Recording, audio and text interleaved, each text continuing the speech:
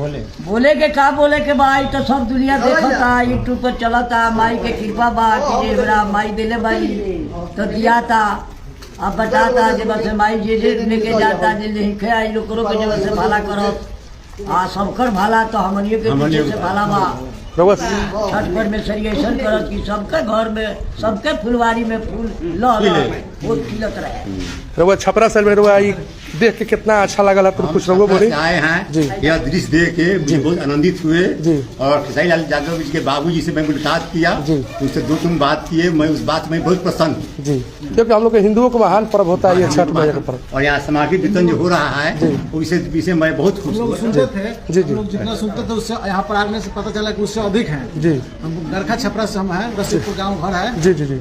सुन के आए हैं कि भाई बहुत खुशी हुआ, आए थे महेंद्रनाथ तो चला भेंट के घर। आप लोग के बीच में इतना अच्छा काम है भोजपुरी के आपके घर के बेटा कर रहे हैं, इस कार्य के लिए कितना % उनको सराहनीय देते हैं आप? हम लोग तो 100% बिल्कुल बहुत